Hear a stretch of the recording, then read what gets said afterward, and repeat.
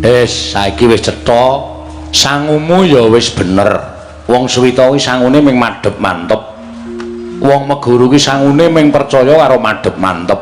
Mergo tanpa kapercayan kuwi sing jeneng Suwita kuwi ora ana apa-apane.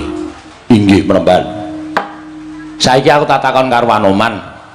Mumpung ana mirunggan wektu sing prayoga ora ketang sedidik, aku tak takon, aja nganti aku duna dungkap. Janjane kowe sowan mrene Suwita karo aku iki mesti ana pitakonan sing bakal mbok takokke karo aku. Upama kowe matur ora, kuwi jenenge kowe nggara yatimu. Sing jeneng wong kuwi gara karo ora kuwi ditonton saka gligaping paningal. Nek mripate tajem kuwi tegese jujur, ning nek mripate ora tajem kuwi tegese gara. Inggih. Monggo wit mau kowe tak dangu maturmu gligaping paningalmu ora tajem nyawang marang netraku. Kowe jane duwe gegembolaning rasa ing bakal mbok suntak marang Sabdawala. Coba kowe matura karo aku, kowe arep takon apa? Waton pitakonmu iki iso tak wangsuli mesti aku bakal wangsulan karo kowe. Penemban. Estunipun wale-wale menapa kula menika sampun kewowoken. Kula menika sampun kuwareken nyumurupi dhateng gelaring jagat. Panjenengan prisa piyambak kula menika gesang sampun mangabad-abad laminipun wiwit Sang Rama Wijaya ngantos sak mangke sampun gumantos jamanipun para Pandhawa. Kula menika sampun keladuk yuswa ewadene gumuning manah kula. Kula menika ketasih dipun paringi kasantosan dening panguwasaning Gusti Ngakarya jagat. Nuwun sewu Penemban. Menawi dipun keparengaken lajeng telas tulisipun Anoman menika benjang menapa lan pejah kula menika mangke mangsa kala menapa kula nyuwun dawuh saking Paduka Penemban. Wo lah kok abot. Pitakonmu kuwi nek tak wangsul iki njlomprongke awakku. Lho, sebabipun menapa? Aku iki ming pendhita lho, Man. Aku dudu malaikat. Nek kowe takon perkara pati urip karo Sabdawala kuwi padha karo nek aku wangsulan, kowe njlomprongke awakku, akeh wong sing mestani. Lho kae Sabdawala kok ngerti pati uripe Anoman apa Sabdawala kuwi ponakane sing gawe urip. Lah kuwi ning kono kuwi bahayane ning kono kuwi. Mula wong nek ditakoni karo wong nek arep menehi wangsulan kuwi dipetung mengko wangsulane kuwi menimbulkan pro kontra apa ora. Nek pancen ndadekake gegering para masyarakat kuwi ora perlu diwenehi wangsulan. Lah iki arep tak omah-omahi dhisik. Lek arep aku menehi wangsulan karo kowe arep tak omah-omahi dhisik. Saiki aku tak takon karo kowe, kok kowe jeleh urip ki janjane nalare piye? Sampun kedangun anggen kula gesang. Kose wong lara, wong masuk angin kae nganti dadi dijaluki tulung karo tangga teparo kon kerokan. Kuwi ming perkara kepengin waras. Iya ta? Iya. Ana wong lara nganti diplayokke ning rumah sakit, aja kok wong kok ra iso lara, rumah wae iso sakit. Penemban menika kok gawe geger para cantrik. Nggo swasana larang udan ngene iki sok nyenget rasane. Inggih. Wong lara kok diplayokke ning rumah sakit kae beteke ngopo? Pengen waras, pengen iso nyawang karo anak putu. Lah kowe iki nuwun sewu, diwenehi umur dawa kok gresula karo sing gawe urip. Kowe tak kandhani ya, wong urip ki dagang tuna andum bathi. Nek bathi-bathine sapa sing didum, nek tuna sing dibakul apa. Kowe kudu kelingan, wong urip ki tanpa pawitan. Apa kowe biyen nalika urip njaluk karo sing gawe jagat, utang, nyilih, ora to? Kowe ming saderma nampa urip. Kowe ming diparingi karo sing gawe jagat. Wis Man, kowe urip dadi Anoman. Perkara umur diwenehi pira kuwi manuta karo sing menehi urip, aja gresula. To racak-racake menungsa kuwi gresula, jroning nglakoni uripe gresula. Mongko wong urip ki wajibe nek wis nampa urip ya kudu wani nglakoni uripe kanthi tewajuh, tegese mlarat ya wani, sugih ya wani, ngrekoso ya wani, kepenak ya wani. Kuwi wong sing iso nampa karo uripe. Inggih. Ngono. Nek kowe lagi sugih, aja lali kowe ngucap syukur nek perlu kesugihanmu didumke marang sanak kadang mitra kawruh tangga teparo mergo kayamu iki dudu kayamu dhewe ning wajib dirasake karo sanak kadang kiwa tengenmu inggih nek kowe rekoso kuwi aja ngresula sing jeneng wong rekoso kuwi diwenangake budidaya mongko budidaya iku kudu disertani donga tanpa pambudidaya mbok nganti ndrewili dongamu saben wengi ora bakal kabul mergo ora budidaya donga disertani pambudidaya kuwi bakal diparingi dalan karo sing gawe jagat semono uga pambudidaya tanpa donga muspra tanpa guna lha iki dicake kapan ndak bengi kowe nang nggon sepi terus ya Allah mongko ora budidaya aku iki muspra tanpa guna ning nek kowe budidaya aku pengen kaya ngene aku budidaya ngulir budi ngasaka dewasan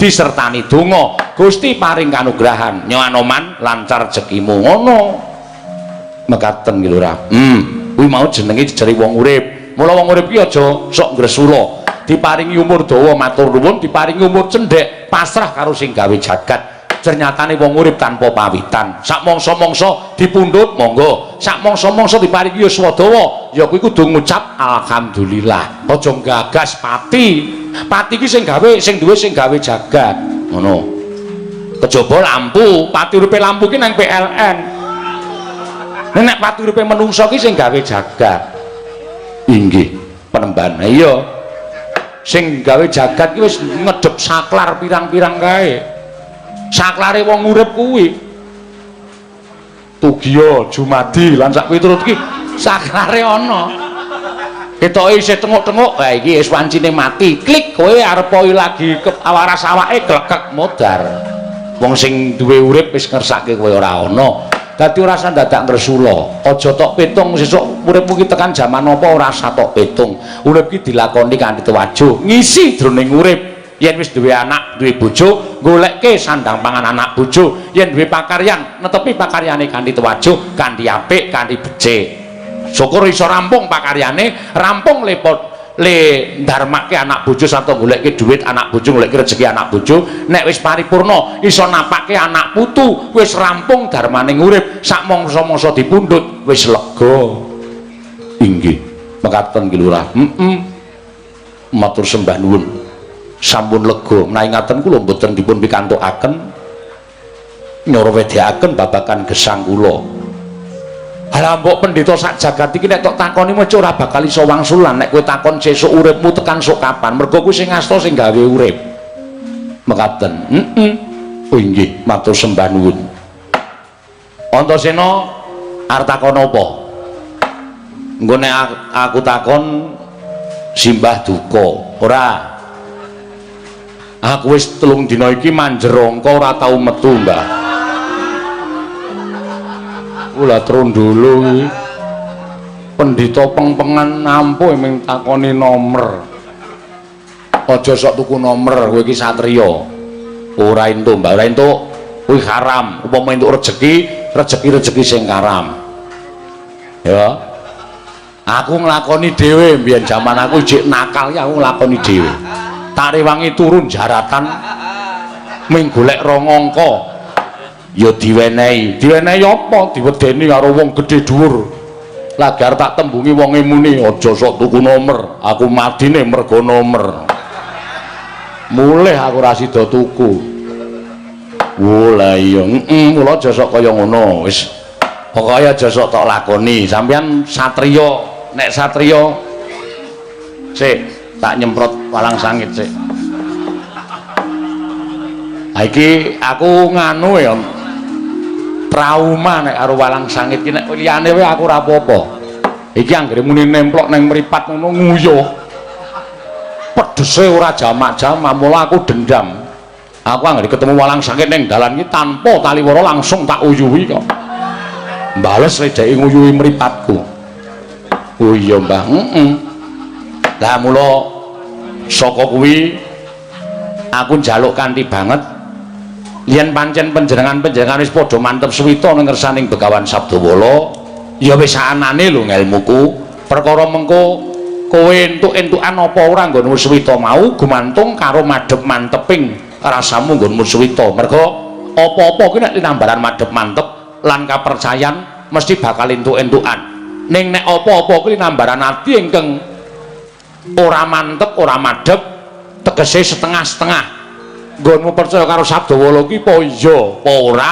Ya nek upama ora entuk apa-apa, aja ngluputke Sabdawala. Anoman karo kowe Antasena. Ucap kacarita. Nalika semanten garing paripurna sami Mbah Wacana. Begawan Sabdawala tinampi ningging putra cantrik sang Anoman wasang ngono.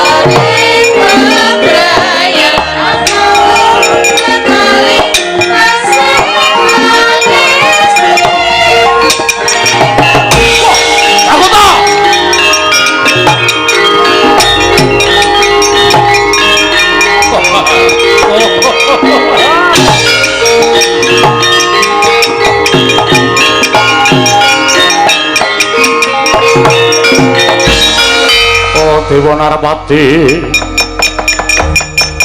menggalani ro pamuk tigang bolok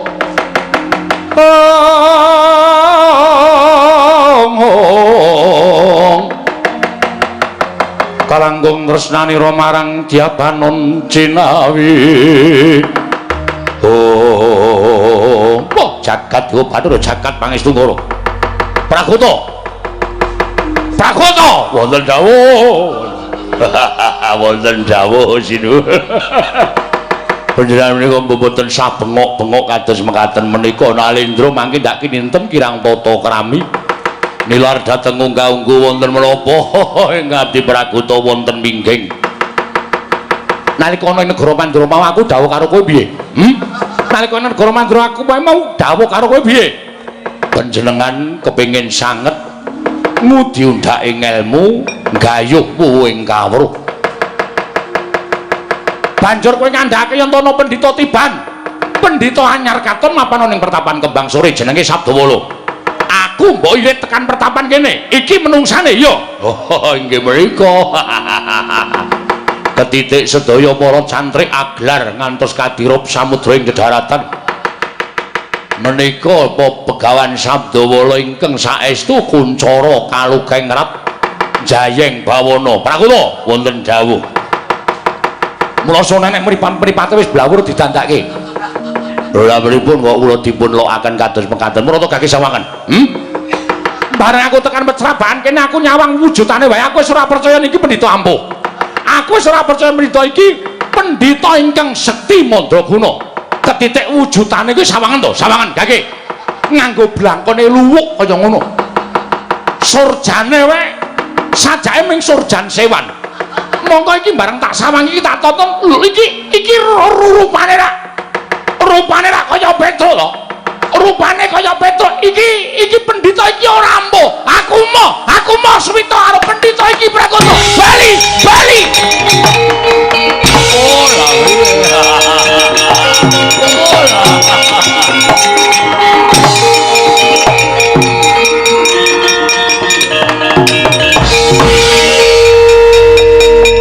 kae piye Mbah sampeyan diunekke pendhita kok ikete luwuk mula sone iki dikumbah Mbah kuwi isih ana letonge bareng ya aja ngece lho Antasena arep kowe ngunekke kaya ngono kuwi aku kok rumangsa kaya dikilani dadaku karo ratu mau ora pangling kae Ratu Mandura Prabu Baladewa rekane arep Suwita karo aku ning sajake ora percaya karo wujudaning Begawan Sabdawala ora ngenggoni tembung Giri Lusi jalma tan kena kinira ngino karo Begawan Sabdawala ya apa mbok kira aku ora iso gawe wirangmu Prabu Baladewa kowe arep bali saka kene ora bakal iso metu saka wengkon pertapan Kembang Sore kowe bingung ora weruh kiblat mandi ucaping Begawan Sabdawala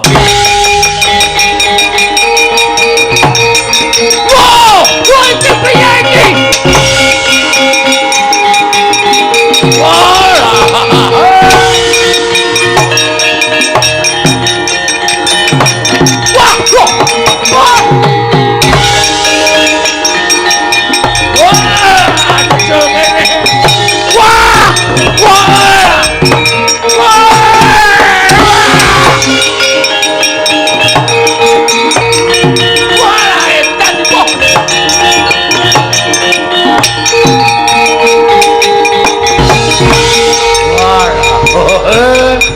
dilangke pikirane iki. Oh, lah liwat kono kok jedul mburi, liwat mburi jedul kono. Monggo aku biasa liwat mburi iki ora jedul ngendi-ngendi. Oh, lah edan. Oh, pripun? Pitados mboten sampean aja sok ngino karo wong kaya ngoten. Nyatane kula karo sampean mlebu mriki ya slamet-slamet mawon bareng ngajeng bali ora weruh kiblat. Malah tubrukan kali kula barang. Wah edan gugu karepe Dipanuswan ing jajaran Sukertaning bawon iblis lanat arep bali ning Mandura kok digawe bingung aku. Kowe Begawan Sabdawala pancen bener sinuwun sampeyan sapa Prabu Baladewa? Lah lho apa nampuh takon kok wis disebut jenenge niku nang mboten nampuh mboten bakal kelakon. Aku ora bakal sulap nggon wis ngerti karo aku. Ora mokal ngerti karo aku. Aku Nalendra kondang kaluka kaluke ngrat. Jagat wis ngerti Waranata Mandura Prabu Baladewa. Mula ora aneh yen kowe wis ngerti karo Baladewa. Nuwun sewu to mbok sing sabar. Sampeyan mriki niki butuh napa? Sampeyan tekane niki butuh napa? Sirku arep suwita karo pendhita sing ampuh. Lah tekan mriki niku sing dadi pendhita kula. Lah kok sampeyan moh suwita karo kula niku janjane sing dituju sapa? Menengo. Nggih, nggih. Nggih, nggih. Cerewet. Lek guyu ki mengko. Burung ana apa-apa wis guyu. Wong ciri wanci ora entuk guyu. Niku wis dadi ciri kula. Kula niku teng pundi-pundi guyu. Ra ndedet ya guyu. Ndedet ya guyu. Kula niku pragota niku nek mboten guyu dudu pragota. Aku ora sudi suwita karo kowe. Lho nek sampean ora sudi suwita karo aku kok sampean tekan kene iki arepe apa? Tekan kene karepe apa kula tak takon. Sirku arep suwita ning bareng karo wujudanmu aku sajake ora percaya ento kuwi pendhita ampuh. Ampuh karo orane pendhita niku aja disawang karo wujude. Ana wong tukang arit ning jebuna pinter niku ya pirang-pirang.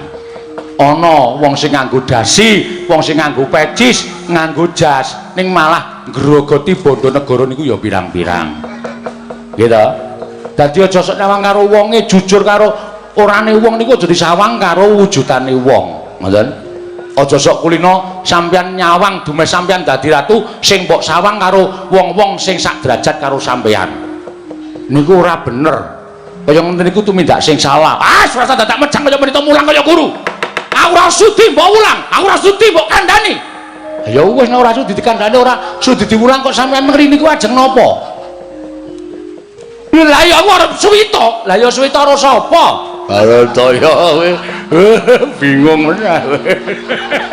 Ah wis, mau dibuntet dalane saiki dibuntet pikirane. Harus suwita karo sapa? Karo pendhita. Lah ya pendhita sapa? Ya pendhita sing tak parani. Lah sampean mriki niku marani pendhita sapa? Oh, Rataya. Cerewet cangkeme iki. Nggih, nggih. Nggih, nggih, nggih. Ora wong bingung kok malah dunek-unek ki Rataya, Rataya. Aku iki bingung. Lah nggih kula ya ngertos. Kula ya bingung dhewe. Aku arep suwita karo pendhita. Lah nggih. Pendhitane sapa sing ajeng disuwitani? Lah ya pendhita sing tak parani. Lah sampean marani sapa teng mriki? Niki omahe sapa? Lah ya omahmu. Tegese sampean marani kula. Lah iya, lah suwitane karo sapa? Lah iya, lah kok sik. Pun ngomong mawon kalih sampean ngoten mawon. Aku ora percaya Prakuta. Ora percaya niku sampean wis ora iso ngendikan, ora iso bantah karo Pandita niku wis kalah. Nuwun sewu, nek ajeng suwita niku gumantung karo madhep manteping ati. Nek sampean ajeng suwita kali kula monggo. Kula nampa kok. Kula nampa paswitaning sapa-sapa ora pilih kasih. Nek sampean saja ora percaya kali kula, nggih mangwangsul mriku. Bali-bali piye? Aku ora weruh dalane. Ha peteng kok. Ngoten, peteng to dalane? Yo, peteng aku ora weruh. Mergo saka sampeyan ling nyepelekke kula. Nek sampean ora nyepelekke kula dalane padhang. Ning gandeng sampean tekan riku ora durung tak bagekke, urung muluk salam karo aku, wis ngina karo Begawan Sabdawala. Mula sampean kuwalat karo omongan sampean dhewe, sampean kuwalat karo kula. Waduh, hapure kaya ngene kok malati. Ampun wonten. Wonten ya iso malati. Pragoto kowe minggat tak jejeki raimu. Ya ampun wonten wong jeneng patih kok njur sampean niku mentala kalih kula. Pun saniki mboten sah kakehan gunung tanpa guna. Panjenengan aturi nyuwun ngapura karo Begawan Sabdawala. Nek panjenengan nyuwun ngapura, panjenengan badhe pikantuk margi supados wangsul wonten ing Kunduru wonten ing negari Mandura. Piye? Panjenengan nyuwun ngapura. Ora sudi aku njaluk ngapura karo pendhita gunung kaya ngene. Ah, panjenengan senengane sombong kaya ngoten. Panjenengan senengane terus ngendhak karo wong liya. Oh nyatane ya ampuh tenan. Antane ya digdaya tenan kok. Nyatane ya ora iso gawe sono sampean bali utawa kundur teng negara Mandura niku pendhita ampuh. Yen pancen ampuh saiki aku tak nyoba karo pendhita iki. Yen pancen digdaya saiki aku tak nyoba karo pendhita iki. Yen pancen ngerti, mara coba sebutno garwaku iki sapa? Mulai iki jajal karo aku to. Iya, iya. Jajal. Oh, nambah mengko nek kebedhek malah kewirangan. Lho ora apa-apa. Tak nggon jajal, nggonku suwita karo pendhita iki. Oh nggih. Garwaku sapa? Garwa panjenengan niku Dewi Orawati saking negari Mandaraka putrane Prabu Salyapati. Bener napa mboten? Wedian. Bener. Ngeyel kok. Titianku wujude apa? Gajah. Ana pira? Wonten kalih. Lho, ana loro apa wae? Kyai Puspadenta karo Kyai Yudaketi. Ana loro. Pusakaku ana pira? Wonten loro. Apa? Kyai Nenggala kaya Kyai Alugara. Putra sampeyan Raden Wisata. Negara sampeyan negara Mandura, bapak sampeyan Prabu Basudewa. Eyang sampeyan Prabu Kunti Boja. Sampeyan nika turasing Prabu Rama Wijaya. Nggih napa mboten? Walah dalah. Ampuh tenan iki Prabu. Wah. Wah.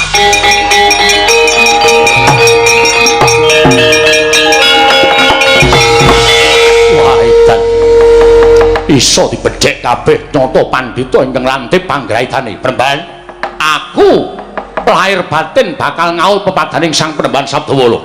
Tampanan aku dadi muridmu. Sik to. Apa ana murid kok ora basa karo guru ya apa ana? Tampanan aku dadi muridku. Nggo nek pelajaran iki piye guru ngono? Ayo lara atine gurune kok ya. Kudu basa. Wah, lah aku kon basa karo wong gunung iki. Oh, aja ngono.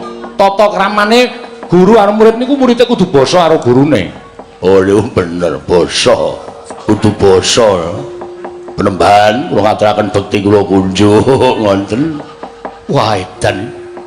Lah aku ki ratu Pragoto, ratu tak teng Mandura, teng mriki gunung. Gunung piye maksude?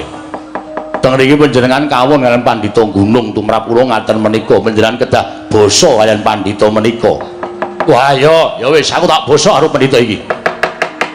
Nggih, Penemban kula supados dipun tampi dados murid panjenengan. Apa ana murid karo guru kok malang kerik? Apa ana? Kudu tata krama. Wah, edan iki kok ming metenteng kok ra entuk to. Nggih mboten angsal kok. Apa ana padha-padha ngadeg jejeg ngono kuwi? Kudu ndodhok. Kudu ndodhok timpuh karo apa jenenge iki? Sedheku mari kelu. Pragoto wonten dawuh bali wae. Bali ora weruh dalan. Ngeyel banget sampean niku mengke metu mburi ana ratu kok jedul kamar mandi barang niku. Cara pundi? Lah ya aku dhewe ya bingung. pun dituruti mawon. Nek mboten dituruti panjenengan mangke malah ngrekoso. Wis, sampean mang lenggah ngisor tak tampa le dadi murid. Yo, inggih, penembahan kula nderekke mawon penembahan.